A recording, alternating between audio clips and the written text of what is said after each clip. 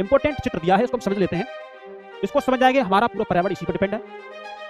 देखिए, ये है पर्यावरण के घटक। तो पर्यावरण के घटक कौन कौन से हैं इसमें देखेंगे। ये है प्राकृतिक घटक। अब प्राकृतिक घटक क्या है? आपका जल है ना, जल किसका हिस्सा है? आपके जलमंडल का। जल आपके जलमंडल का हिस्सा है। वायु आपके वायुमंडल का हिस्सा है। और आपके जो स्थल जो आपको दिखाई दे रहे हैं, ये आपके स्थलमंडल का हिस्सा है, जिस पर हम सब लोग रहते हैं। हमारे लिए वायु भी जरूरी है सांस लेने के लिए, वो भी हमारे पर्यावरण का घटक है।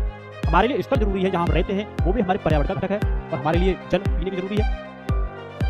और यहाँ पर एक दे रखा है ये सजीव जयमंडल है ना, सजीव मतलब जिनमें जीवन है, वो कहाँ के हिस्सा है? वो आपके जयमंडल के हिस्सा है, जो आपके पर्यावरण के घटक का अंग है। तो ये चीजें आपके इस पर्यावरण के घटक में प्राकृतिक चीजें होगी।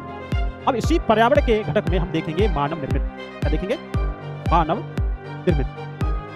अब जो चीजें मानव ने बनाई है, मानव के द्वारा जिनका निर्माण किया गया है, वो हो गए हमारे मानव निर्मित घटक। देखिए, इमारतें जो मानव के द्वारा बनाई जाती हैं, इनसे भी पोल्यूशन फैलता है, लेकिन इन चीजों को हम बाद में देखेंगे, समझेंगे। लेकिन अभी जितना बता गया उसको पूरा नहीं देखेंगे।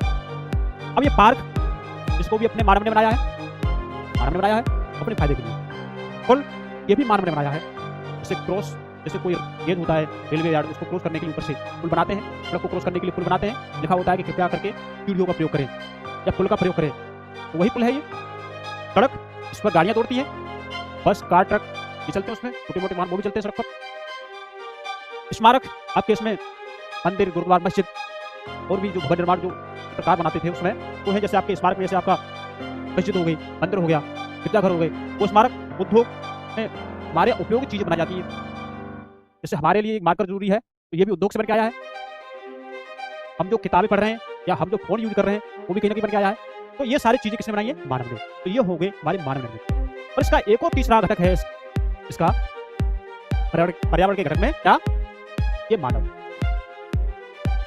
अब ये एक व्यक्ति है, ये भी पर्यावरण का अंग है, पर्यावरण का अंग है। परिवार के साथ साथ ये एक व्यक्ति के साथ साथ एक परिवार आता है, तो ये भी एक पर्यावरण का घटक माना जाएगा। परिवार पूरा, परिवार से पूरा समुदाय बनता है, परिवार से पूरा एक समुदाय बनता है, कम्युनिटी बनती है। ये समुदाय भी पर्यावरण के घटक में आएगा।